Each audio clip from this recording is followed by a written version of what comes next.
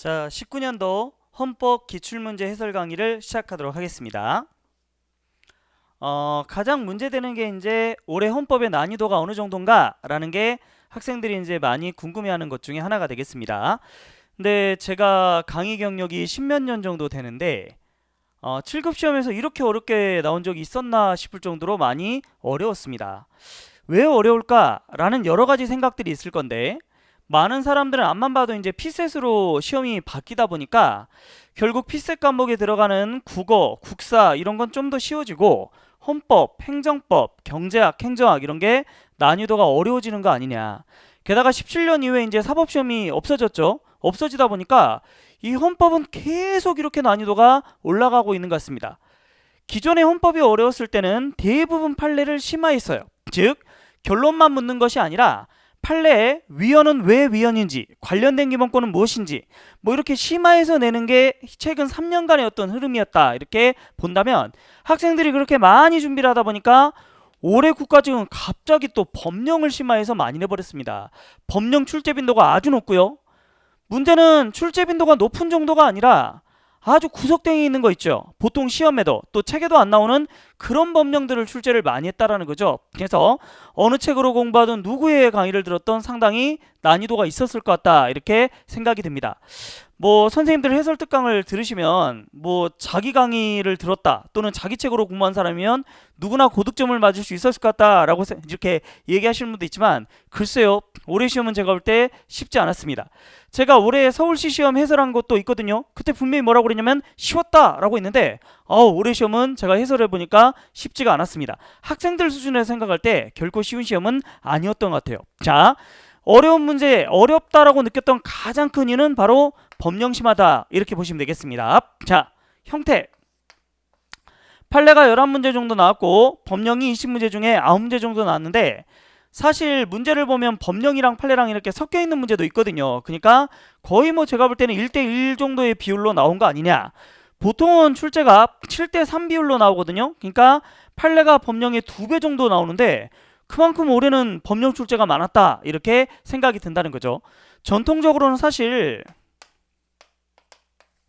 이론, 판례, 법령 이렇게 3개 파트로 나뉘게 되는데 최근에 거의 이론 문제가 출제가 안 되고 있어요. 최근 3년간 기출문제를 보면 이론 문제는 거의 출제가 안 되고 있거든요. 따라서 올해도 이론 문제는 단 한 문제도 안 나왔던 것 같아요. 19년도 서울시 시험도 그리고 올해 국가직 기출도 이론 문제는 거의 출제가 안 됐다. 그러면 앞으로도 이론 문제는 나온다고 할지도 상당히 좀 이렇게 적게 출제되지 않을까 이렇게 생각이 듭니다. 자, 그런 의미에서 여러분들은 여전히 판례 법령 중심으로 공부를 많이 하셔야 될 것 같아요. 자, 범위를 볼게요. 총론이 3문제고 기본권이 9문제, 통치구조가 7문제, 헌재가 1문제입니다.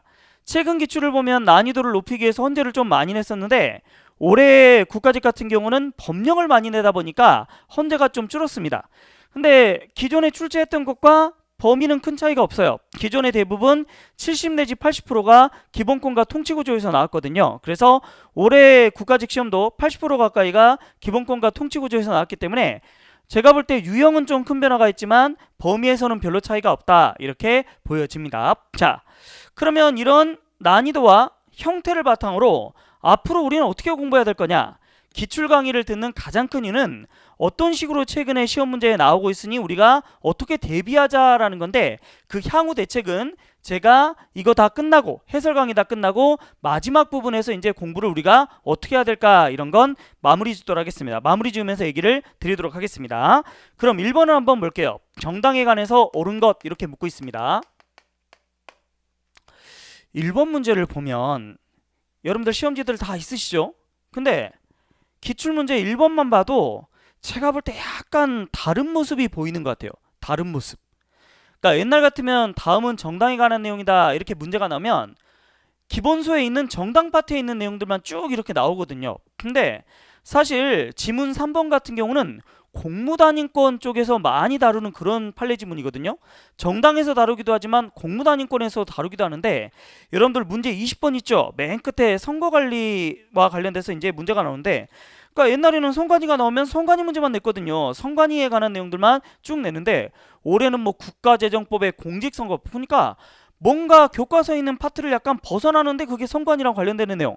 그러니까 뭔가 이렇게 한 파트에서만 내지 말고 막 사방에 흩어져 있는 걸 주제로 모아서 내는 식의 어떤 문제도 많이 보입니다. 그래서 보통은 일반적인 교과서에 있으면 그 교과서에 있는 것들만 네 지문을 내는데, 이제는 좀 이렇게 많이 전체 범위에서 이렇게 흩어져서 내는 문제들이 꽤 많았다. 이것도 하나의 특징일 것 같은데요. 자, 1번 문제를 볼게요. 1번 법령 문제라고 볼 수 있는데, 물론 법령이랑 판례가 약간 섞여 있습니다만, 1번 헌재의 정당해상 결정에 대해서 재심을 허용하지 않음으로써 얻을 수 있는 법적 안정성의 이익이 재심을 허용함으로써 얻을 수 있는 구체적 타당성의 이익보다 더 중하다고 할 것이기 때문에 헌재의 정당해상 결정은 성질상 재심에 의한 불복이 허용될 수 없다라고 했는데, 이거는 최근의 판례의 결론을 여러분들이 잘 아느냐 모르냐라는 거죠. 다시 말하면 1번은 통진당에 관한 내용인데요. 판례는 이 재심 사건에서 뭐라고 그랬냐면, 재심은 가능하다. 다만 재심이 된다고 해서 무조건 되는 건 아니죠. 어떤 게 필요해요? 요건이 필요해요. 어떤 요건이 필요할까요? 새로워요. 새로운 증거. 이 새로운 증거라는 건 말 그대로 기존에 내가 이 증거가 나타났으면, 이 증거가 있었으면 통진당을 해체하지 않았을 건데 라는 아주 새로운 증거고, 그리고 중요한 증거야 돼요. 기존에 다루지 않았는데 이게 있었으면 뭐요? 이 판례 결론이 뒤집어졌을 만큼 중요한 증거, 이런 게 있으면 재심을 해주겠다는 거죠. 근데 결론적으로 말하면 통진당은 그런 증거가 없었다. 그렇기 때문에 해주지 않겠다는 거예요. 근데 시험 문제는 딱 여기까지만 묻고 있어요. 즉 통합진보당을 얘기하는 게 아니라 정당 같은 경우에 재심이 되느냐 이것만 묻고 있다라는 거죠. 우리 재심은요, 법령처럼 많은 사람들하고 이해관계가 있으면 안 해줍니다. 근데 판례는 당사자 개인의 구제, 이렇게 통진당 하나, 이 정도 하면 뭐요? 재심을 허용해 준다라는 거죠. 그래서 다시 말씀드리면 1번 정당 같은 경우는 정당에서는 법령을 다루는 게 아니기 때문에 당사자 개인 구제랑만 관련돼 있어요. 그러면 이때는 재심을 허용하는 게 원칙이라는 거죠.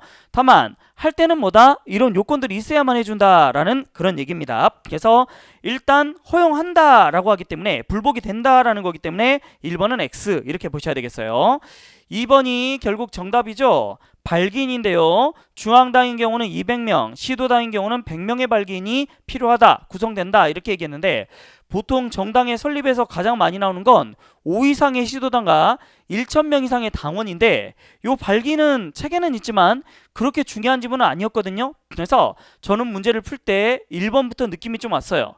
올해도 시험 문제가 쉽지는 않겠구나 라고 생각했는데, 2번은 하여튼 옳은 지문입니다. 정당법 제6조에 관한 내용인데 흔히 자주 나오는 지문은 아니다 이렇게 보여집니다. 2번이 정답. 그 다음에 3번이 어려웠어요. 3번.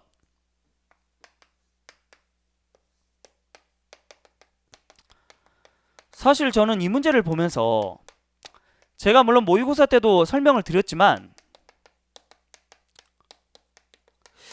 이 정도 내면 거의 사시 아니야 싶어요. 사시 수준의 난이도가 있는 그런 판례심화 문제를 낸 거라는 거죠. 자, 검찰총장은 모든 공직이 제한돼요. 근데 여기는 이것만 문제가 돼요. 왜? 경찰청장은 정당의 공천을 받아서 출마를 못할 뿐 무소속으로 출마할 수 있거든요. 그러니까 모든 공직 제한은 아닙니다. 정당 공천만 못 받아요. 그래서 얘는 정당의 자유만 문제가 되고, 지문에 있는 것처럼 피선거권이라든지 아니면 직업의 자유 또는 공무단위권이 문제되는 건 검찰총장이었습니다. 근데 일반적으로 이게 위헌이냐 합헌이냐 이런 것만 우리가 많이 따졌지, 어떤 관련 기본권이 문제되느냐 이런 건 많이 어려운 거 있는데, 아까도 얘기했지만 최근 3년간에 이런 것들이 좀 출제가 되고 있었다는 거죠. 근데 이 정도 수준이면 거의 사시에서도 어려운 문제였는데 역시 3번에서 나왔습니다. 따라서 3번 지문은 제가 볼 때는 검찰총장의 경우는 맞을 수 있어요. 왜? 모든 공직을 제한하니까. 근데 경찰청장은 아니다라는 거죠. 경찰청장이라고 했으니까 틀렸는데 역시 쉬운 지문은 아닌 것 같습니다. 4번은 최근에 기출문제로 나왔었는데, 근데 이것도 최근 3년간 딱 한 번 나왔고 그렇게 중요도가 있는 것도 아니었거든요. 우리가 정당 예산하면 늘상 배우는 게 등록 취소와 그리고 위헌정당 예산이죠. 양자를 비교하는 거였지 자진 예산에 관한 문제는 거의 출제된 적이 없었거든요. 근데 이 문제는 자진 예산을 묻고 있습니다. 그래서 결국 자진 예산할 때 대표자가 어디다 신고한대요? 바로 선관위에 신고해야 되는데 여기는 국회라고 나왔으니까 틀렸다 이렇게 얘기하는데 쉬운 지문은 아니었던 것 같아요. 제가 볼 때 1번부터 전체 지문이 다 그렇게 수월한 지문들은 아니었다 이렇게 보여집니다. 자, 2번 볼게요. 국적법입니다.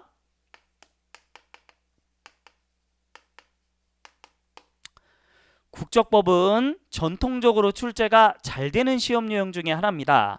다만 올해 시험은 이 국적법 문제도 역시 어려웠다 이렇게 보여집니다. 자, 일반적으로 시험에서 법령이 나오면 출제가 어떻게 되나요? 1번 바로 개정법이 나와요. 개정이 된 개정법이 나올 때가 많죠. 작년 2018년도 같은 경우에 윤리특위가 그 상설에서 사라졌거든요. 그러면서 출제가 됐어요. 이렇게 개정법은 잘 나옵니다. 두 번째, 숫자가 잘 나와요. 숫자에 바꾸면 틀리기 쉬우니까 숫자 위주로 출제가 잘 됩니다. 세 번째는 단어 바꾸기가 잘 나오죠. 대통령 소속인데 뭐 행안부 소속으로 바꾼다든지 뭐 이런 식으로 살짝 장관을 바꾼다든지 허간대 특허로 바꾼다든지 이렇게 단어 바꾸기, 비슷한 단어를 바꾸는 경우가 상당히 전통적으로 출제가 많이 되었습니다. 근데 이 문제는 약간 또 그쪽도 아니더라고요. 자, 한번 볼게요. 여러분들 귀하는 기본적으로 특허인 거 아시죠? 따라서 1번 외국인은 법무부 장관의 귀하를 받아야 됩니다. 1번 맞아요. 2번 특허니까 당연히 뭐다? 재량권을 갖는다. 여기까지는 제가 볼 때 쉬운 것 같습니다. 근데 3번부터가 까다로워요. 3번 지문에 보면 여기 뭐라고 돼 있냐면 귀하 허가를 받은 사람은 법무부 장관 앞에 국민선서를 해야 되는데 신체나 정서적 장애 등으로 이게 어려울 때는 면제할 수 있다라고 나오거든요. 책에 있긴 있습니다만 대개 이것도 흔히 출제된 지문이 아니에요. 거의 출제가 안 됐던 그런 국적법이었기 때문에 역시 어려웠던 것 같습니다. 4번 볼게요. 법무부 장관은 거짓이나 그 밖에 부정한 방법으로 기하 허가를 받은 자, 이 경우 허가를 취소할 수 있는데 문제는 그 허가 취소 기간은 6개월이었던 제소 기간 또는 뭐 시효 기간이 있다 이렇게 얘기하고 있습니다. 근데 결론적으로 말하면 그게 없어요. 6개월이라는 이런 시효 기간이 법령에 없다라는 거죠. 법률 국적법에 없습니다. 국적법이 없는 거예요. 그래서 결국 정답은 4번인데 법령 문제 중에 잘 내지 않고 정말 어려운 게 뭐가 있냐면 1번은 법이 아니라 규칙이라든지 또는 시행령 있죠. 대통령령이나 이런 걸 찾아봐야 있는 것들. 이거는 아주 어려워요. 왜?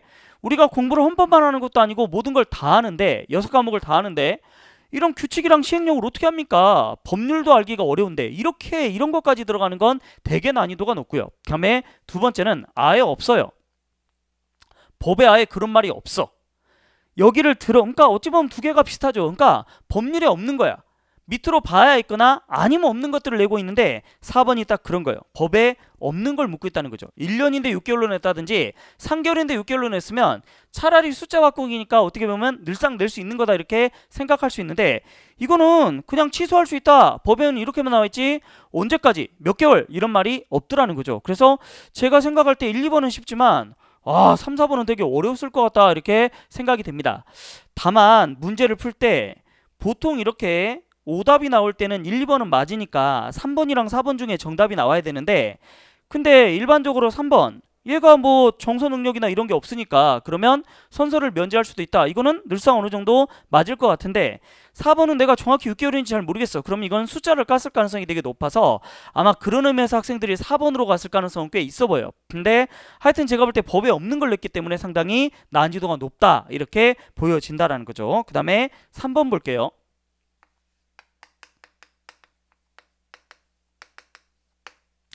3번은 늘상 나오면 판례예요. 신뢰보호에 위반되는 판례, 위반되지 않는 판례 이런 판례들을 많이 내고요. 친일반민족 같은 경우는 걔가 진정인데 부진정으로 되거나 이렇게 말 바꾸기 같은 걸 좀 출제를 하는데 이번에 쉬운 문제도 3번은 제가 볼 때 아주 쉬운 문제 중에 하나였습니다. 1번 볼게요.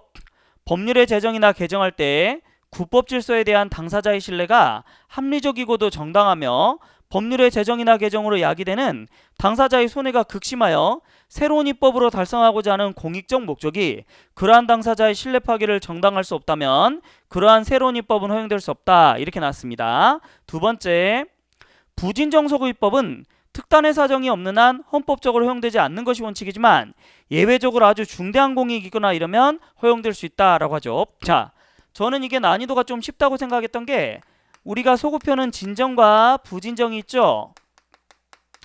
부진정은 원칙적으로 허용되고요. 진정은 원칙적으로 금지됩니다. 근데 예외적으로 중대한 공익이 있으면 허용되고 이 경우는 이제 허용은 되지만 비교 영향을 해야 된다라는 어떤 제한 사유가 있죠. 따라서 요 문제는 2번이 바로 진정과 부진정을 바꾼 거예요. 진정이 원칙적으로 허용되지 않고 예외적으로 허용되는 건데 부진정을 넣은 거다. 이거는 주변 사람들을 봐도 많이 쉽게 맞췄더라고요. 단순히 말 바꾸기다 이렇게 보시면 되겠습니다. 자, 3번 볼게요. 지문이 깁니다. 시혜적인 소구입법이지만 이거를 할지 말지는 뭐다? 재량이다. 따라서 그게 아주 잘못된 게 아니라면 뭐 괜찮다라는 그런 지문이죠. 아주 어려운 지문은 아닌 것 같고요. 4번. 문제를 풀 때 여러분들이 다 이렇게 긴 지문들은 다 읽어볼 필요가 없이 대부분 끝에 결론이 나오거든요. 보통 우리가 문제 낼 때 끝부분의 정답 이다 아니다 또는 위헌합헌 이게 70% 정도 정답이 있어요. 그 다음에 앞부분에 20% 정답이 있고 중간을 꽈가지고 틀리게 하는 경우는 10% 정도밖에 안 됩니다. 그래서 지문이 길면 특히 이 3번에 2번처럼 정답이 딱 보이는 것들은 굳이 복잡하게 이렇게 다 읽어보실 필요 없다라는 거죠. 간단하게 말해서 이 4번 지문은 뭐예요? 소극과세하면 안 된다라는 거죠. 그래서 저는 이 3번 문제는 상당히 난이도가 쉬운 거 아니었나 이렇게 생각이 됩니다. 그 다음 4번 볼게요. 영장주의에 관한 설명 중 잘못된 거를 묻고 있습니다.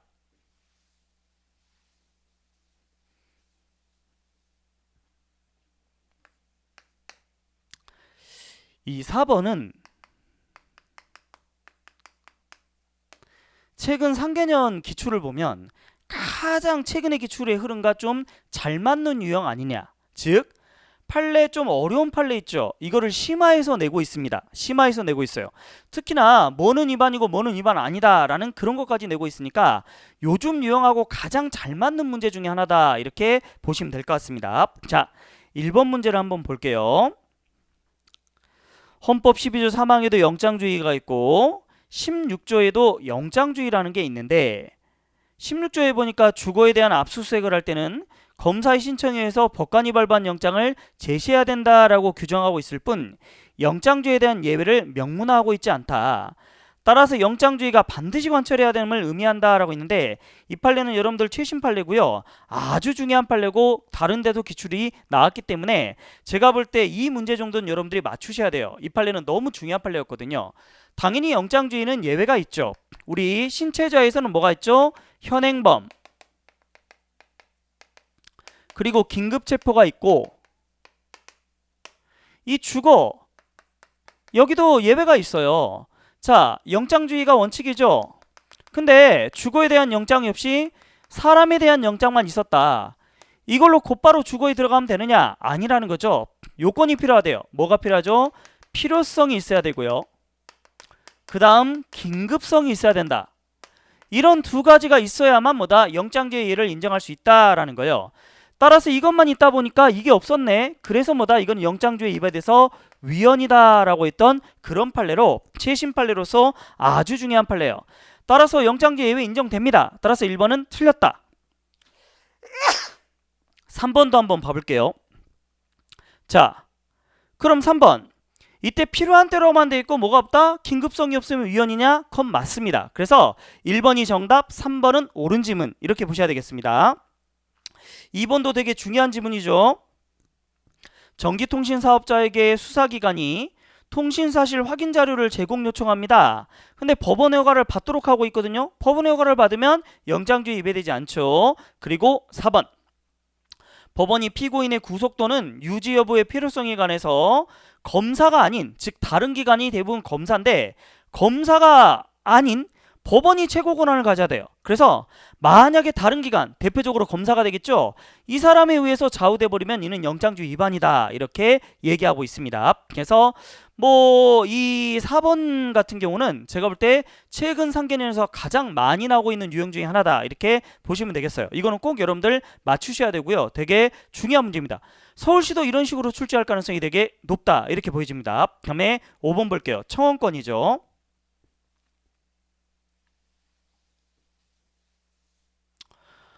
근데 이것도 사실 답은 맞힐 수 있을 것 같은데 다른 질문들이 좀 어렵더라고요. 자, 저는 이거 답은 쉽게 맞힐 수 있겠더라고요. 그러니까 저는 이게 오답이 나왔을 것 같지는 않아요. 왜냐면 제가 정말 이렇게 많이 기출된 것 중에 이게 있잖아요. 헌법에 청원은 뭐라고 돼 있냐면 수리에, 그리고 심사에, 그리고 청원법에는 뭐라고 돼 있냐면 결과 통지, 결과는 알려줘. 이렇게 돼 있어요. 그래서 시험 문제 정말 많이 나오는 게 이유부기까지는 해야 되는 게 아니야. 이렇게 나와서 이거는 정말 자주 출제됐거든요. 근데 3번이 딱 그거예요.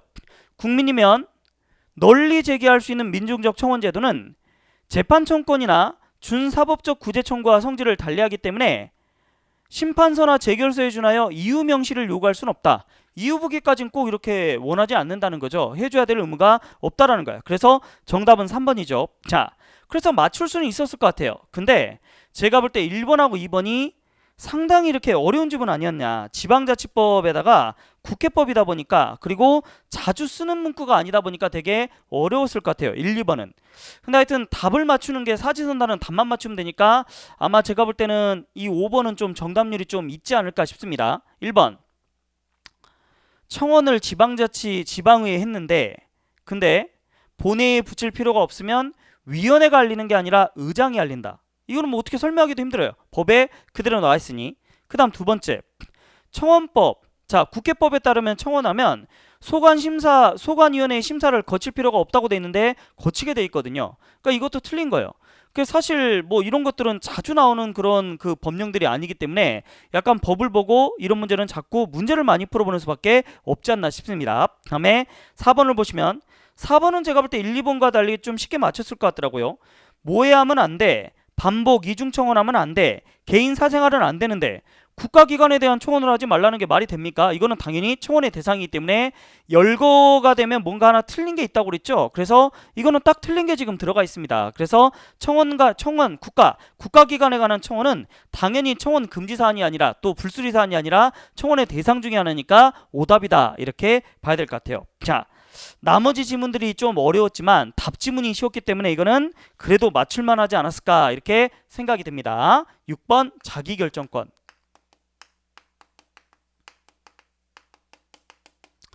자기결정권에 관한 문제도 최근에 출제가 많이 되죠. 특히 성적 자기결정권에 관한 문제인데 저는 이 문제는 좀 쉬웠다고 생각이 돼요. 왜냐면 최신 판례 결론만 알면, 최근에 중요한 판례나 최신 판례 결론만 알면 답을 골라내는 데는 그렇게 어렵지는 않았을 것 같아요. 자, 1번은 집회할 때 경찰이 촬영하는 거 있잖아요.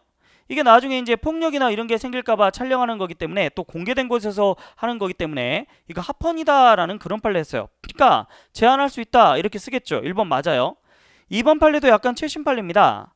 인수자가 없는 시체, 그러니까 노숙자나 이런 분들 돌아가시면 이거 대학병원으로 보내서 시체 해부하게 하겠다. 본인의 의사와 무관하게 잘못된 거잖아요. 그래서 위헌 나온 건데 약간 최신 판례죠. 그다음에 세 번째도 최신 판례입니다. 부모가 자녀 이름을 짓고 싶어요. 근데 우리나라 한자가 좀 이렇게 제한돼 있다라는 거죠. 근데 국가의 한자 키를 넣는데 약간 뭐 한계가 있잖아요. 그러니까 이건 어쩔 수 없다. 그래서 합헌이라는 판례인데 뭐 합헌이라는 건 보호가 되니까 본안으로 들어오겠죠. 그래서 이것도 크게 어려움은 없는 것 같고, 그 다음 혼빈간이라는 건 남자만 처벌하잖아요. 결국 이거는 여자를 사실상 무시하는 꼴이 되니까 결국 위헌이다 이렇게 우리가 배웠다라는 거죠.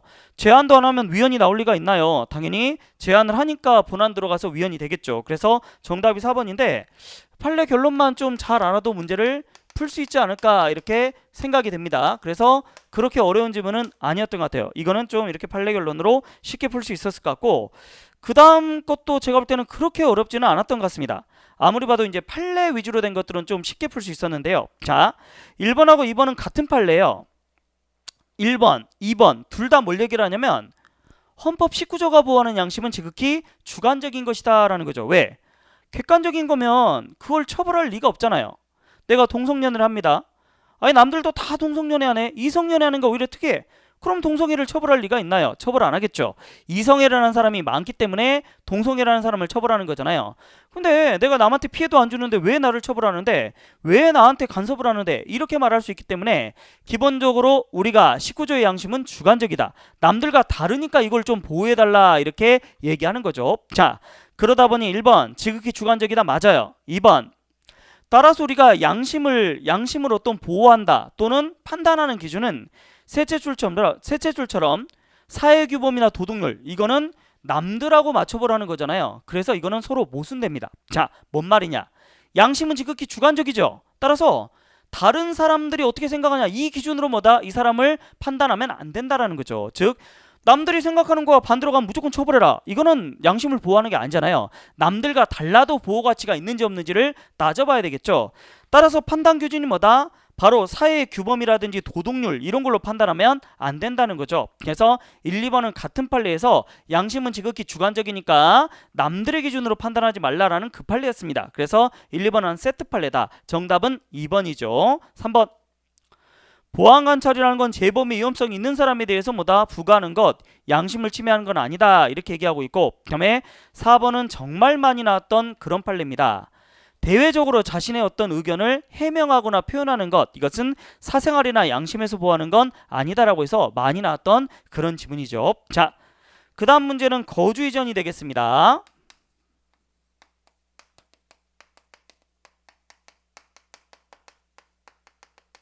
자, 거주 이전인데 이것도 판례 결론 묻는 문제다 보니까 어려운 판례는 아니었던 것 같아요. 자, 일단 1번인데요. 1번은 A급이죠. 정말 많이 나왔습니다. 그죠? 자, 최근 3년간 이런 기출 문제가 되게 많이 나는데 이게 뭔데요?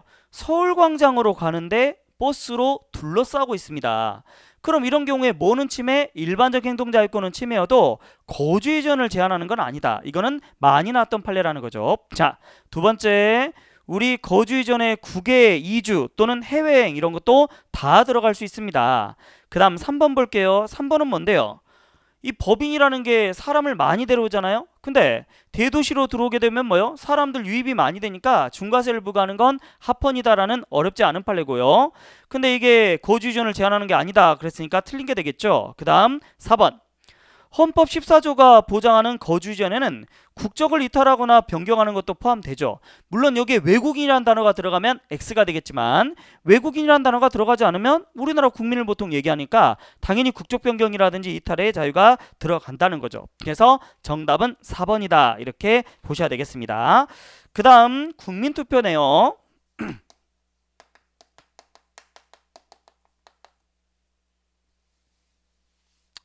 이것도 사실 아주 쉬운 건 아닌데 제가 볼 때는 답이 또 되게 쉬워요. 자, 1번 볼게요. 1번이 아주 특이한데 좀 중요하죠. 선거운동은 누구나 할 수 있는데 국민투표운동은 누구나 할 수 있는 게 아니에요. 정당에 나가는 자격이 필요하다 이렇게 얘기한다는 거죠. 2번 주민, 다시 말하면 외국인인데 얘가 국민투표권을 갖나요? 못 갖죠. 외국인은 지방참정권만 갖기 때문에 지방에 지자체장을 선거한다라든지 선출한다든지 아니면 주민투표권은 가져요. 근데 국민투표권은 못 갖는데 이거는 근데 너무 잘 나오는 질문 아닌가 싶어요. 이 정도면 좀 쉽죠. 답이 3번. 자, 이것도 많이 나왔습니다. 제외선거인, 제외국민에게 국민투표권 줘야 되죠. 안 주면 위헌이다. 4번. 4번은 우리가 얘기하는 뭐 신임투표라든지 이런 것들은 뭐다? 인정되지 않는다. 4번은 72조의 국민투표는 결국 대통령의 완전재량이기 때문에 국민이 이걸 해라 말아라 이렇게 요구할 수는 없다라는 거죠. 따라서 이 문제도 그렇게 어려운 문제는 아니었던 것 같아요. 특히나 답이 아주 쉬운 정도다 이렇게 볼 수 있겠습니다. 자, 그 다음 10번인데 이거는 조금 난이도가 있는 것 같습니다. 기본권 제한에서 과잉금지를 묻고 있죠. 과잉금지를 묻고 있는데 1번 판례에 약간 난이도가 있죠. 이 판례는 여러분들이 연금 판례를 되게 정리를 잘해야 되는데요. 판례가 뭐라고 그러냐면 재직 중이라고만 얘기하고 뭐를 안 따진다? 직무 관련성을 전혀 따지지 않아요. 그리고 퇴직연금을 뭐다 제한하면 이건 뭐가 된다? 헌법에 위반된다라는 판례가 있다라는 거죠. 그래서 그 판례를 지금 얘기하고 있습니다. 따라서 옳은 것을 묻고 있으니까 재직 중이라는 이유만으로 결국 퇴직연금을 제한한다. 이것은 위헌이다라고 했으니까 이 연금 판례를 잘 정리하신 분들은 충분히 풀 수 있었을 것 같아요. 자, 두 번째 중요하죠. 민사에서 재소자형 의무 착용하는 건 합헌이에요.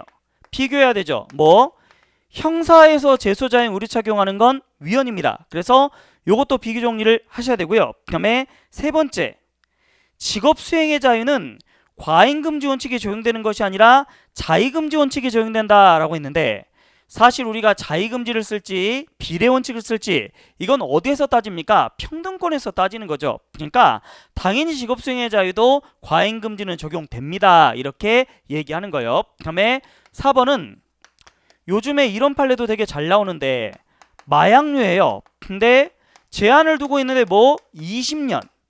그러니까 마약을 한 사람에게 직업을 제한한다든지 성범죄자에게 직업을 제한하는 거 괜찮아요. 근데 너무 장기간 일적으로 하면 이건 잘못이다라고 이렇게 얘기했잖아요. 그래서 그 판례를 얘기하죠. 따라서 이는 과하다라고 해서 위헌이다라고 했습니다.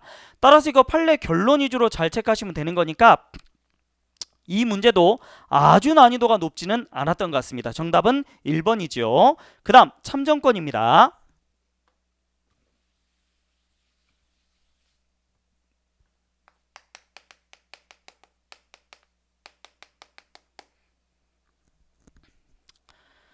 기억 쉬워요. 승진 가능성은 공무단위권에서 보호하지 않습니다. 니은도 쉬워요. 주민투표법은 헌법이 보장하는 참정권 아니에요. 주민의 모든 권리는 헌법이 보장하진 않습니다. 그다음에 3번 기본적으로 선거권을 제한하는 입법도 당연히 37조 2항 즉 비례 원칙을 준수해야 된다. 또 선거권의 본질적인 내용을 침해할 수 없다. 디귿번 일반 문장이기 때문에 그렇게 난이도가 높지는 않습니다. 다만 제가 볼 때 리을번이 좀 어려워요. 이거 최신 판례고 그리고 최근 기출입니다. 최신 판례라기보다는 최근에 다른 시험에서 우리 좀 넓게 보면 이제 우리 시험이라고도 볼 수 있는데 최근 상개년 기출 문제에 나왔던 건데 사법인이라고 볼 수 있는 농협축협의 조합장 선거 있죠. 요거는 헌법이 보호하는 선거권에 들어가지는 않습니다. 왜 국가기관을 뽑는 건 아니니까요. 그래서 리을번만 틀렸어요. 근데 저는 이것도 그렇게 어렵지는 않았던 게요. 왜냐면 기억, 니은, 디귿을 정확히 알면 리을을 몰라도 답 맞추는 데는 별로 지장이 없더라고요. 자, 기억은 확실히 알아. 니은도 확실해요. 그러면 기억, 니은, 리을이 없어. 그러니까 정답은 3번이 될 수밖에 없죠. 따라서 제가 볼 때 이것도 난이도가 있긴 있죠. 리을번 때문에 난이도가 있지만 답 맞추는 데는 그렇게 지장은 없을 것 같습니다. 그 다음 행정부에 관한 내용으로 잘못된 거, 옳은 것을 고르라고 그랬죠. 그래서 행정부에 관한 내용인데 저는 이 문제가 쉽지는 않았던 것 같아요. 자, 1번입니다. 이거 책에 또는 모의고사에 나오는 지문인데요. 중앙행정기관장이 법률을 집행하기 위해서 대통령령, 총리령, 부령 이런 거 만들고 또 폐지할 때 그때 소관 상임위에 이렇게 제출해야 된다라는 그런 조문인데 잘 나오지 않아요. 잘 나오는 지문, A급 지문은 아닌데 그래도 뭐 모의고사나 이런 데 보면 있습니다.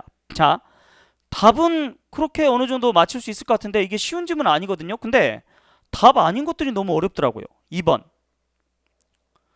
2번이 책에 보통 나오는지 모르겠습니다. 각 행정기관에 배치할 공무원의 종류, 정원, 고위공무원단에 속하는 공무원으로 보하는 직위와 고위공무원단에 속하는 정원, 배치 기준, 필요한 사항은 대통령령으로 정하는데 대통령 비서실 및 국가안보실 이거는 그러니까 다시 말하면 우리 해설지 나중에 올려드릴 테니까 참고하시면 되는데 해설지는 뭐라고 되냐면 정부조직법 제8조인데 각 행정기관에 배치하는 정무직 공무원의 경우는 법률로 정하는데 누구는 제외하냐면 우리 지문에 있는 것처럼 대통령 비서실과 국가안보실은 제외한다라고 돼 있어요. 제외하는 사람을 넣는데 문제는 이 정부조직법이 우리 헌법시험에서 그렇게 많이 나왔던 그런 부속법령이 아니었다는 거예요. 잘 안 나와요. 안 나오는데 냈으니까 이거 되게 어렵다는 거죠. 아니, 본 적이 없는데 이거를 어떻게 맞춥니까? 맞추기가 쉽지가 않습니다. 3번은 좀 쉽더라고요. 국무총리 밑에 안기부가 없죠. 이 판례는 너무 유명하니까. 그러니까 대통령 직속으로 뭐가 있어도 된다. 안기부가 꼭 있어야 되는 건 아니다. 뭐 이런 내용이 되겠습니다. 4번 볼게요. 우리 국무총리나 국무위원 같은 사람들이 국회 출석 답변해서 할 수 있는데 뭐 헌재소장이나 대법원장님도 마찬가지죠. 근데 이런 사람들이 바쁘면 뭐요? 대신 다른 사람을 내보낼 수 있다라는 거예요. 여기서 끝나는데 문제는 4번의 두 번째 줄부터요. 정부위원은 다른 정부위원으로 하여금 출석 답변하게 할 수 있다. 국무위원은 다른 정무위원으로 하여금 출석 답변하게 할 수 있는데 국무위원을 정부위원으로 바꾼 거예요. 그래서 오답인데 근데 이런 정부위원은 정부위원으로 출석 답변하게 할 수 있다 이 지문이 없고 국무위원은 할 수 있다 이거를 단순히 말바꾸기라도 생각할 수 있고 아니면 아예 없는 걸 내버린 걸 수도 있기 때문에 솔직히 저는 이 문제는 1번 정답도 그렇게 쉽진 않고요. 2번, 3번, 4번 다 그닥 쉽진 않은 것 같아요. 3번 지문이나 좀 자주 봤던 지문인 것 같고 정답인 1번과 2번, 4번 모두 쉽게 이렇게 자주 봤던 지문이 아니기 때문에 난이도가 꽤 있는 것 같습니다. 법령인데 되게 난이도가 있어 보여요. 아까 얘기 드렸지만 판례는 우리가 기존에 너무 어렵기 때문에 어려워도 어느 정도 맞힐 수 있었던 것 같은데 이놈은 법령이 진짜 생각보다 좀 잘 보지 않는 데서 내니까 좀 너무 어렵지 않나 이런 생각이 많이 들더라고요. 특히 이 12번 문제가 조금 난이도가 있었던 것 같습니다. 그 다음에 13번 국무총리죠.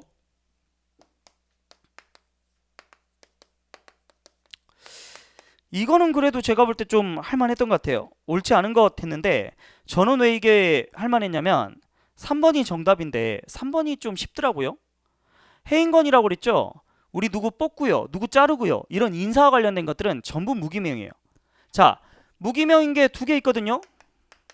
뭐 인사와 관련된 거. 다음 또 뭐가 있을까요? 법률안 재의결 있죠. 이거는 반드시 무기명으로 해야 돼요. 그러니까 삽이 3번인 건 좀 쉽다. 뭐 이제 최근에 보면 개정법에 의하면 무제한 토론이라든지 신속 처리 안건 이것도 무기명이라고 이렇게 들어오긴 했지만 하여튼 전통적으로 대부분 책에 이거 두 가지는 있다라는 거죠. 그래서 답을 맞추는데 그렇게 어렵지는 않았을 것 같아요. 자, 1번 볼게요. 국가보훈처, 인사혁신처, 법제처, 19만전처는 국무총리 소속기관이다. 2번은 세종시 얘기하는데 국무총리가 있는 것이 수도 서울이다 이런 말을 안 하잖아요. 그런 관습법은 인정할 수 없다. 그 다음 4번 국무총리 출석 요구할 때는 20명 이상이다 라고 있는데 1, 2, 4번이 그렇게 어려운 질문도 아니데다가 답이 너무 쉬워요. 그러니까 이거는 좀 순조롭게 풀 수 있지 않았을까 이렇게 생각이 됩니다. 그 다음에 14번 국가긴급권으로 가겠습니다. 국가긴급권은 전통적으로 헌법 조문 문제를 많이 내지요. 헌법 조문 문제를 많이 냅니다. 1번 통칭이도 사법심사 대상이 되죠. 금융실명제에 대해서 실제로 했으니까요. 그 다음 두 번째 2번이 쉽습니다. 이거 자주 나오잖아요. 우리 국가기능권은 소극적 목적으로만 해야지 공공복리와 같은 적극적 목적으로는 안 된다. 이거는 정말 자주 나왔던 지문입니다. 2번 답 3번 그리고 이런 비상적인 어떤 입법을 자주 쓰거나 계속 쓰거나 그러면 안 되죠. 그러니까 당연히 일시적 잠정적으로만 해야 된다. 이런 한계가 있겠죠. 3번 틀렸고 4번 우리가 긴급권을 발동하잖아요. 긴급명령, 긴급재정경명령 발동하면 어떻게 해요? 헌법에는 뭐라고 돼 있냐면 국회한테 승인받아라 라고 돼 있지 임시집회를 요구해라 이런 말은 없어요. 그래서 4번도 뭐다? 없는 지문을 맨 끝에 넣어버린 거예요. 집회를 요구해야 된다 이런 지문은 없다라는 거죠. 다만 뭐 이게 난이도가 그러니까 답이 맞추기가 쉬워서 그렇지 4번 지문 같은 경우는 아주 쉽지는 않았을 것 같아요. 그러니까 난이도가 좀 이것도 약간은 있습니다만 좀 난이도가 있다라고 얘기하는 게 뭐냐? 법령에서 아까도 얘기했지만 단순 바꾸는 게 아니라 없는 걸 갑자기 내버린다는 거죠. 지문에 없는 거, 헌법에 없는 걸 갑자기 뚝 튀어넣어버리면 약간 이런 것들은 좀 난이도가 있어 보입니다. 그죠? 자, 하여튼 답 맞추는 거는 좀 그래도 수월했을 것 같아요. 자, 그 다음 15번입니다. 국정감사와 조사죠. 1번입니다. 1번은 책에 보면 좀 나오죠. 국정조사위원회는 예비조사하게 할 수 있다. 두 번째, 국회 본회의가 특히 필요하다고 의결한 경우에 감사헌법에 따른 감사원의 대상 기관에 대해서 국정감사를 그래도 실시할 수 없다. 이렇게 나오고 자 2번 조금 있다. 정답 2번인데 조금 있다 설명드릴게요. 3번 우리 국정감사는 어디에 하나요? 국가기관 임사무나 보조금 주는 데를 주로 합니다. 이거 자주 나오는 건 아닌데 아주 못 맞힐 지문도 아닌 것 같고 4번 국회는 위법 부당한 사안이 있을 때 변상, 징계 조치, 조정 등 시정을 요구하고 정부는 해당 기관에서 처리함이 타당하다고 인정되는 사항은 정부 또는 그 해당 기관에 이송한다 이렇게 돼 있어요. 이 그 지문들이 그렇게 흔히 자주 나오는 지문들은 아닌데 저는 이거 정답은 맞췄을 것 같아요. 왜냐면 2번 지문을 보니까 여기 뭐라고 됐냐면 특히 필요해요. 그렇기 때문에 또 뭐가 있냐면 의결까지 했대. 근데 법조문에 보면 이게 법이 되게, 그러니까 제가 그런 얘기도 들은 적이 있는데 법을 읽었을 때 법이 매끄럽지 않네, 부드럽지 않네, 그러면 거의 그거 오답이거든요. 이런 것까지 하는데도 불구하고 감사원법에 있는 건 못한다, 이런 지문은 거의 없어요. 법을 누가 만들어요? 국회가 만들죠. 자, 국회의원들이 자신의 권한들을 최대한으로 이렇게 넓히는 식으로 법을 만들었을 건데 이건 감사원법에 들어가는 거는 자기들이 못한다라고 이렇게 법을 만들었을 리가 없잖아요. 자기들은 거의 모든 걸 다 할 수 있다 이렇게 만들었을 가능성이 되게 높다라는 거죠. 그러니까 당연히 이런 게 있으면 당연히 못하지 않겠죠. 당연히 할 수 있다. 이 2번 지문은 제가 볼 때 법령이 좀 매끄럽지 않아. 법령을 일부러 이렇게 무리하게 꽉기 때문에 좀 어색하다라는 느낌이 좀 듭니다. 그래서 정답은 2번으로, 문제 센스로 이거는 맞출 수 있지 않나 이렇게 생각이 들어요. 물론 2번 지문이 이렇게 우리가 자주 봤던 지문은 아니기 때문에 역시 이것도 난이도는 높다고 생각하지만 아주 못 풀 문제까지는 아닌 것 같다 이렇게 생각이 듭니다. 자, 그 다음 문제 면책 특권이죠. 특권. 전통적으로 특권은 시험에 많이 나옵니다. 1번. 자, 우리 직무부 수행위도 들어갈 수 있죠. 기자회견 하는데 기자들에게, 기자실한테 이제 자기가 할 말을 자료로 나눠줬다. 이거 된다라고 우리가 많이 봤으니까요. 자, 그 다음 2번하고 3번이 제가 볼 땐 좀 어려웠던 것 같아요. 저는 2번을 자주 본 적이 없었던 것 같아요. 정부는 체포 또는 구금된 의원이 있을 때 지체 없이 의장에게 영장사본을 청구하여 이를 통제해야 하나 구속기간이 연장할 때는 그러하지 않는다라고 했는데 국회법에 보면 구속기간 연장돼도 그러하다 이렇게 얘기하고 있거든요. 그래서 이거는 단순히 그러하지 않다, 그러한데 그러하지 않다라고 말 바꾼 것이고, 3번 같은 경우에 체포 동의를 했는데 이게 24에서 72시간 내에 통과가 안 됐어요. 그러면 이거 최근에 기출문제로 나온 적도 있거든요. 이때는 어떻게 되냐면 다음 회의로 넘깁니다. 다음 회기로 넘기게 돼 있어요. 그렇기 때문에 이것도 결국 틀렸고요. 그 다음 4번. 국회의원이 예결사안 회의장에서 법무부 장관을 상대로 대정부 질문을 하던 중에 대통령 측근에 대해서 대선자금 제공 의혹과 관련하여 이에 대한 수사 촉구를 하는 과정에서 한 발언은 국회의원의 면책특권의 대상이 된다. 본회의가 아니죠. 예결특위에서 했네요. 근데 여러분들 심지어는 우리 판례에 보면 서울시에서 한 것도 면책특권의 대상이 된다고 그러잖아요. 그러니까 당연히 위원회에서 한 것도 되겠죠. 그래서 정답은 4번입니다. 사실 이 문제는 2번 지문하고 3번 지문이 좀 어렵고요. 1번하고 4번은 좀 쉬운 지문인데 정답이 4번이기 때문에 약간 난이도는 있었지만 그래도 답을 맞추는데 아주 불가능한 그런 건 아닌 것 같다 이렇게 생각이 듭니다. 자, 그 다음 문제는 권한쟁이네요.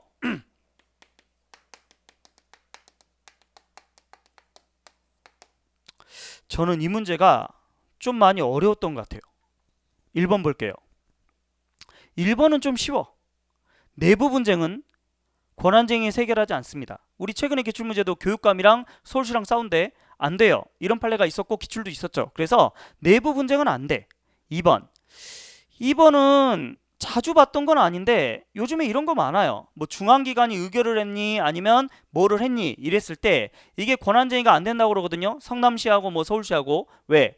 그 서울시가 청년들에게 먼저 여러 가지 이제 기금을 주겠다 이런 거 국가가 좀 반대했잖아요. 근데 우리가 뭔가 권한쟁의가 되려면 나에게 직접적인 불이익이 가해지거나 처분이 있어야 돼요. 또는 확실해야 돼. 근데 그런 직접적이고 확실한 게 내리지 않으면 아직까지는 안 된다는 거죠. 그러니까 여기도 마찬가지. 방안 어떻게 해보겠다라는 거, 하겠다 직접 한 것도 아니고 어떻게 해보겠다라는 방안에 불과한 거기 때문에, 또 이걸 의결한 거에 불과하기 때문에 아직 직접적인 어떤 압박이 가해지는 않기 때문에 이런 거는 앞만 봐도 안 된다. 최근에 어떤 기출이나 그런 걸 봐도 안 된다라고 추론할 수 있을 것 같고요. 그 다음에 3번. 내가 심의표결권을 가졌어. 국회의원이 심의표결권을 가졌는데 그 사람이 뭐 했다는 거예요? 의원직을 상실해버렸네. 그럼 심의표결권이 더 이상 없지요. 그러면 심판 절차는 종료된다 이렇게 얘기합니다. 4번. 관악구랑 동작구를 상대로 권한쟁의가 청구되네. 그러면 우리 법에는 뭐라고 되어 있냐면 서울시한테 뭐다 알려라 이렇게 되어 있다라는 거죠. 근데 저는 이 17번 문제가 되게 어려웠다고 생각하는 가장 큰 이유가 정답이 4번인데 이 4번이 어디인 줄 아세요? 현재 규칙에 있어요. 저는 이 17번에서 1번만 좀 쉬웠다고 생각하고 자주 나오는 뭐 최근에 그런 기출이다 이렇게 보여지고 2번도 별로 안 쉽고요. 3번도 별로 안 쉬운데 4번은 헌법에도 없죠. 헌법재판소법에도 없죠. 헌재 규칙까지 찾아가야 되는데 와 이건 좀 심한 거 아닌가 싶어요. 다시 말하면 아까도 얘기했지만 법령이 지금까지 출제되는 거에서 좀 벗어나는 게 나오는 게 아니냐. 아니 헌재 규칙까지 내면 학생들이 헌재 규칙을 어떻게 봅니까? 헌법 하나만 공부하는 것도 아니고 전 과목을 다 해야 되는데 이건 좀 오버 아닌가라는 생각이 든다는 거죠. 그것도 답이 4번이에요. 그래서 이거 앞으로 어떡하라는 건지 라는 생각이 들 정도로 이건 좀 난이도가 높았다 이렇게 생각이 듭니다. 자, 그 다음 사법권에 관한 문제입니다. 18번 사법권.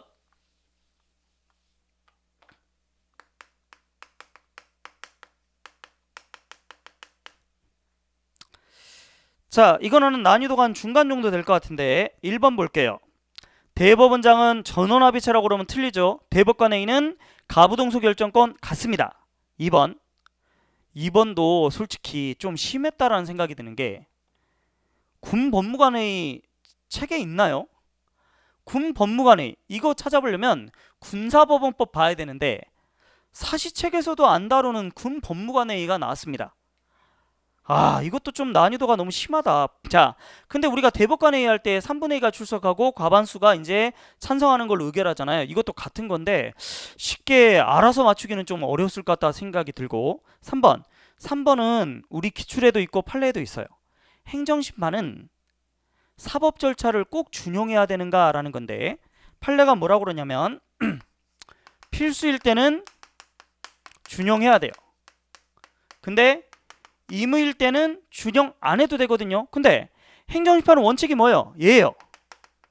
그러니까 다시 말하면 꼭 이걸 거치지 않아도 되기 때문에 사법 절차를 꼭 준용해야 되는 건 아니다 이렇게 나온다는 거죠. 근데 여기는 무조건 다 준용해라 이렇게 얘기하고 있으니까 당연히 이거는 틀렸다 이렇게 봐야 되겠죠.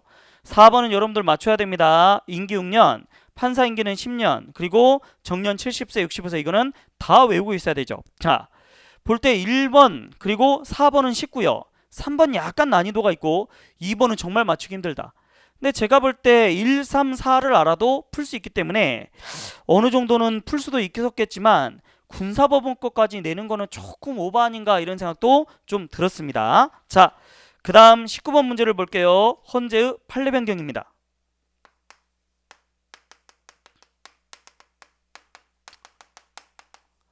더러 어떤 학생들은 이 19번 문제가 어려웠다라고 하시는 분도 있는데 요즘 판례 변경은 너무 중요하고 18년도에 판례 변경된 것들은 다 기출됐잖아요. 그러니까 아셔야 되지 않나 싶어요.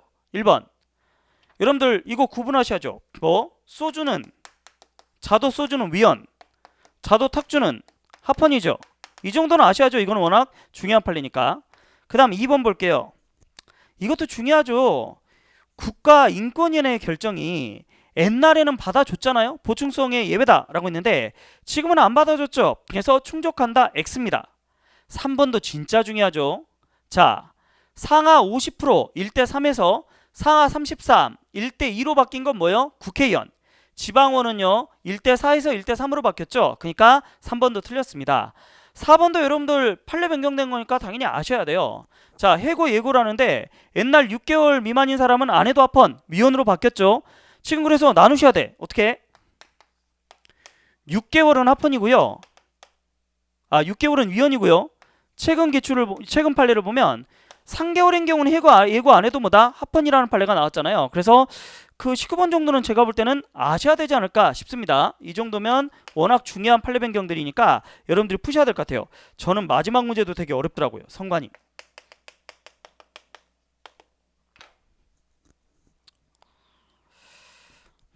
어찌 보면 풀 수 있을 것 같기도 한데 쉽지 않아요. 1번 선거 공영제가 돼 있죠.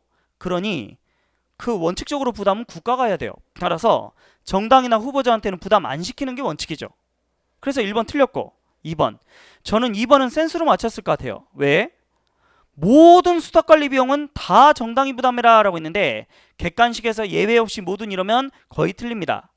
우리 그 공직선거법에 보면 원칙은 국가 부담으로 돼 있으니까 당연히 2번 틀렸어요. 그 다음에 3번도 되게 어려웠거든요. 중앙선관위는 헌법에 의해서 탄핵소추가 되는 거고 그 다음에 각급선관위, 구시군 선관위죠. 이거는 선관위법에 의해서 뭐다 탄핵소추가 된다라고 하는데 3번 지문도 그렇게 흔한 지문은 아닌 것 같습니다. 4번 정부는 선관위 예산을 편성할 때 최대한 존중하며 그리고 미리 협의해라 이렇게 얘기하고 있습니다. 4번은 미리 협의하고 존중해라 라고 하기 때문에 이 정도는 일반적으로 맞는 지문으로 많이 쓰이죠. 왜? 뭐 동의를 받아라 아니면 구속된다 이런 말이 아니잖아. 협의해 존중해줘 이 정도는 늘상 법조문에 있는 거니까 아마 센스적으로 맞췄을 때 제가 볼 때는 4번 맞출 수 있을 것 같은데 3번도 워낙 어려운 지문이라서 3, 4번 중에 하나를 고르셨을 것 같아요. 1, 2번은 어느 정도 맞췄을 것 같은데 3, 4번이 쉽지가 않은 것 같습니다. 자, 결론적으로 이제 여러분들이 4번으로 이제 정답을 하셨을 수도 있겠지만 사실 3번도 그렇게 쉬운 지문이 아니었다. 제가 문제를 풀면서 1번부터 20번까지 쭉 풀었죠. 그러면서 요렇게 되면 뭐 풀었을 것 같다. 이거는 뭐 맞췄을 것 같다 라고 하는데 근데 제가 아까 처음에 뭐라고 그랬냐면 난이도가 우리 시험에서 되게 높았다고 했잖아요. 어차피 여러분들 초짜들이 시험 치는 게 아니죠. 대부분 공부를 했던 사람들 법과목에서 내 점수가 80 이상 90 이상 이렇게 노려가지고 기본적으로 커트라인보다 내가 법과목이 점수를 올려줄 거야 라고 생각하는 사람들이 되게 많습니다. 그럼 그런 분들은 시험장에 가서 4, 5문제만 좀 느낌이 어렵다 해도 되게 이거 시험 난이도가 되게 높은데 근데 여기는 곳곳에 지뢰밭이 많았어요. 아까 얘기한 것처럼 뭐 규칙에서도 나오죠. 군사법원법에 정말 책에 있지도 않는 막 내용들까지 법령으로 되게 많이 나오다 보니까 난이도가 아주 높았습니다. 보통 법령이 많이 나오거나 아니면 헌재가 많이 출제되면 난이도가 높거든요. 그러니까 어찌 보면 해설 강의다 보니까 나중에 답을 보고 이래 맞추면 이거 답이 되겠네 이렇게 말하기는 쉬워도 실제 시험장에 갔을 때 이렇게 보도 듣도 못한 지문들이 많이 나오면 생각보다 난이도가 높았을 것 같아요. 이게 어쩌다 한두 지문 나오는 것도 아니고 곳곳이 지뢰밭 오히려 쉬운 게 더 적을 정도로 이렇게 어려운 문제가 많았다는 거죠. 그래서 전체적으로 어려웠습니다. 다만 해설 강의라면서 제가 요래 하니까 이거 답이 이렇게 되지 않겠습니까? 이렇게 해설을 해드렸는데 이거는 왜 이렇게 얘기를 드리냐면 바로 대책 때문이에요.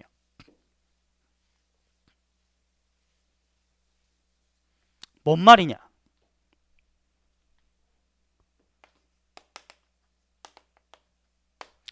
올해 시험 난이도가 높았어요.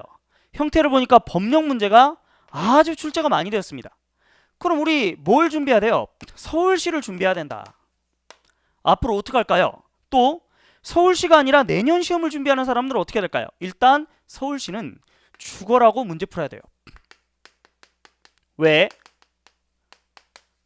시험이 얼마 안 남았으니까요. 시험이 얼마 안 남았으니까 인제 와서 기본서 다시 읽고 막 이럴 시간은 거의 없어. 왜? 헌법만 공부해야 되는 게 아니니까. 그리고 또 조심할 건 최근의 기출의 흐름이 법령심화는 아니었다라는 거죠. 그러니까 올해 국가직이 특별하게 어렵게 내려고 법령심화를 많이 했지만 제가 볼 때 서울시는 올해 2월달도 그렇지만 법령이 그렇게 많이 나오지 않았거든요. 그러니까 2차 서울시 시험도 뭐다? 역시 판례 위주로 나와버릴 수 있습니다. 그래서 갑자기 헌법에만 몰당을 하고 헌법 막 내용들 법 다 찾아보고 이거는 아닌 것 같아요. 그리고 아까도 제가 1번부터 20번까지 쭉 풀었지만 약간 해설을 하기 때문에 그럴 수도 있지만 아예 손도 못 댈 정도로 모르는 문제는 아니었다는 거죠. 어차피 사지선단 여러분들 뭐요? 하나만 알면 돼요. 그리고 문제 센스로 풀 수 있는 것도 있었고 어떻게 보면 지우다 보면 또 답이 나오는 그런 조합형 문제도 있었기 때문에 제가 생각할 때는 문제 스킬을 기르는 것이 더 중요한 것 같아요. 서울시에 임박해서는 결국 문제를 많이 풀어보는 게 중요할 것 같고요. 다음에 특강이 있다면 이런 건 들어보시는 게 나을 것 같아요. 원체 최근에 판례 심화 위주로 출제를 많이 하다 보니까 법령에 대한 준비가 사실상 좀 많이 안 됐더라는 거죠. 그러면 전체 법령 이렇게 내가 다 외우지는 못하더라도 눈도장 한두 번씩 이렇게 찍을 수 있는 그런 특강 정도는 좀 필요할 것 같다. 그래서 여러분들이 한번 들어보시고 체크하시면 그래도 그게 안 나오더라도 서울시에는 안 나오더라도 어느 정도 마음의 안정감이나 이런 걸 갖지 않을까 싶습니다. 자, 그 다음 만약에 내가 내년을 준비한다 이런 학생들 같으면 당연히 헌법 성적에 따라 좀 다를 것 같은데요. 이때는 기본부터 다시 들어가야 되겠죠. 왜? 내년을 준비하니까. 나중에 이 7급 시험 끝나고 대책을 어떻게 세울 거냐? 이거에 대해서는 제가 토요일 날 특강도 또 하거든요. 앞으로 7급 시험 대비 어떻게 할 거냐? 이거를 특강도 하고 상담도 해드리니까 그때 와서 좀 더 여러분들 많이 들으시고 다시 한번 전체적으로 얘기해드리면 시험이 한번 출제된다고 그게 몇 년간 계속되면 그건 유형, 흐름 이렇게 할 수 있지만 어쩌다 한번 어쨌다 이것 때문에 완전히 공부 패턴을 바꾸면 안 됩니다. 여전히 최근 시험보다 판례심화가 주축이에요. 이번 19년 국가직만 뭐다? 법령이 많이 나온 거예요. 그러니까 여러분들 기본 페이스는 그대로 유지해야 돼. 유지. 여전히 판례심화 위주로 공부를 하셔야 되고요. 그리고 법령이 많이 나온다고 해서 꼭 손 못 댈 건 아니라는 거죠. 그래서 다시 한번 얘기 드리지만 계속 뭘한다? 문제풀이. 문제풀이 위주로 막판을 대비하셔야 돼요. 그리고 법령은 뭐다? 책에 있는 거 위주로 다시 한번 읽어보셔야 됩니다. 지금 여러분들이 시간도 없는데 또 해야 될 것도 많은데 법을 미친 듯이 많이 이렇게 보게 되면 이러면 너무 암기가 안 돼버려요. 더 힘들어질 수 있으니까 제 생각에는 뭐다? 문제를 많이 풀어가지고 스킬 또 문제에서 틀린 것들은 뭐다? 책에 옮겨 적는 방식으로 많이 준비하셔야 된다는 거죠. 그래서 다시 한번 얘기 드립니다. 판례심화 여전히 계속하시고 왜? 최근 흐름이 그러니까 그 다음에 일일비하지 마시고 계속 뭐다? 막판에는 이제 얼마 안 남았으니까 문제풀이 위주로 많이 들어가시는 게 훨씬 더 옳은 대책이다 이렇게 생각이 된다는 거죠. 이번 시험이 너무 어렵기 때문에 충격을 받으신 분들이 꽤 있을 수도 있는데요. 여러분들 시험이라는 건 항상 오늘 다르고 내일 다릅니다. 그러니까 약간 마음을 추스리시고 그리고 서울시 시험이 이제 얼마 안 남았잖아요. 그거 끝나면 7급 시험이 당분간 없으니까 일단은 올해 시험은 이제 잊어버리시고 끝났으니까 앞으로 남은 2개월 동안 내가 서울시에 매진한다. 그러면 충분히 붙을 수 있어요. 서울시도 있고 지방직도 있으니까. 그러니 최선을 다하셔서 막판에 좋은 결과 얻으시기 바라고 하여튼 법령이 많이 나왔다고 해서 일일비하지 마시고 기존의 패턴대로 쭉 가시고 법령 같은 거는 이제 특강으로 한번 정리해 주시면 될 것 같다는 거죠. 그러면 이상으로 해설 강의를 마치도록 하겠습니다. 감사합니다.